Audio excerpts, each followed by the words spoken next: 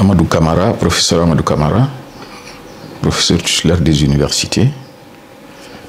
Même si je suis en retrait en ce moment, et j'exerce toujours les fonctions d'inspecteur général de l'éducation nationale. Mais j'ai voulu simplement partager une expérience ou des expériences après plusieurs années d'études de cette discipline qu'on appelle la géographie, et aussi après plusieurs années d'enseignement de cette discipline. Donc, j'ai pu acquérir une expérience relativement importante de mon point de vue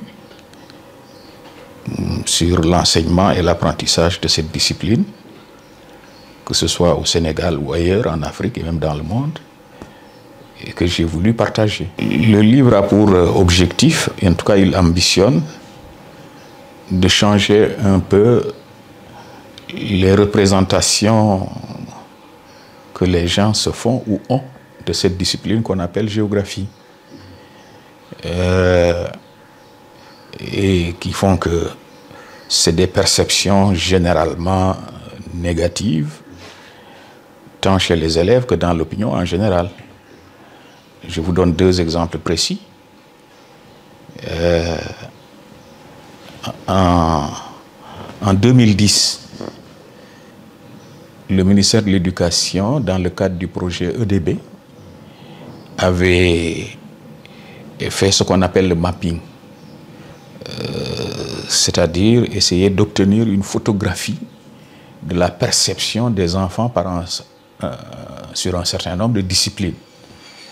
Et les résultats de ce mapping, de cette cartographie, ont montré que les élèves avaient une idée négative en tout cas que la géographie faisait partie des disciplines pour lesquelles ils avaient une perception assez négative. Le deuxième exemple que je voudrais vous donner, c'est que, savez-vous que dans un pays voisin, en tout cas un des pays de la CEDEAO ou de l'UEMOA, au Niger, à un moment donné, il avait été question de supprimer la géographie comme discipline dans ce qu'on appelle les séries scientifiques.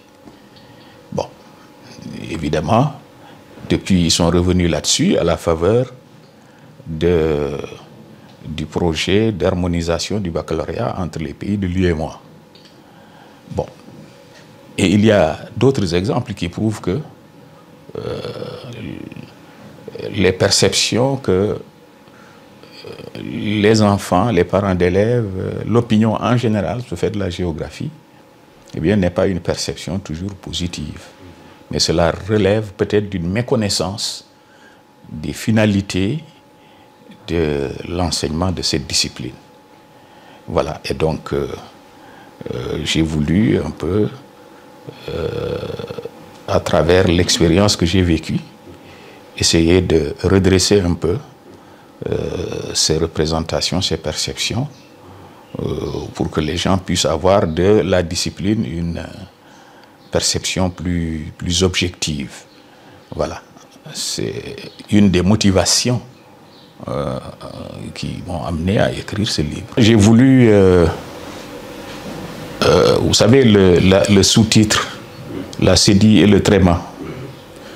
Bon, la cédille et le tréma, disons que c'est des figures de style que j'ai utilisées dans le livre et qui ont pour objectif justement de changer un peu la perception à travers un certain nombre de développements que je fais dans le livre.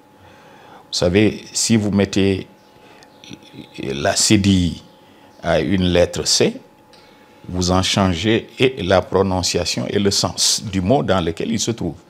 C'est la même chose pour le tréma.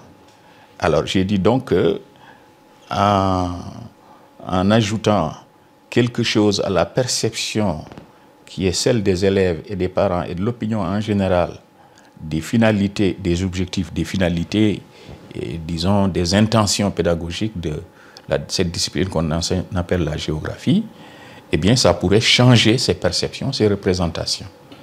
Voilà, et je développe ça à travers. Maintenant, au-delà, je pense que le problème de fond est un problème de révision des curricula. Et la question ne se pose pas seulement pour la géographie, mais pour pratiquement, j'allais dire, toutes les disciplines. Nous avons hérité de l'époque coloniale des programmes qui ont certes évolué, mais qui ne sont pas toujours, qui ne correspondent pas toujours à nos attentes et qui ne portent pas, qui ne véhiculent pas toujours nos valeurs. Alors, et cela explique peut-être en partie cette perception que je dénonce de l'enseignement de la géographie, mais c'est valable aussi pour beaucoup de disciplines.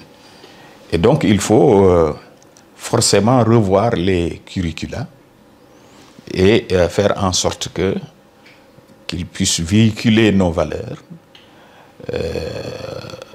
et au-delà de nos valeurs, qu'elles puissent servir nos objectifs de développement économique et social. Parce que le développement économique et social, il peut être viable, il peut se faire s'il est adossé à un certain nombre de valeurs cardinales. Et la géographie, comme d'autres disciplines, d'ailleurs toutes les disciplines, peuvent porter ces valeurs-là. Or, ça, c'est un chantier énorme qu'il faut absolument engager. Voilà, et je développe tout cela dans le livre.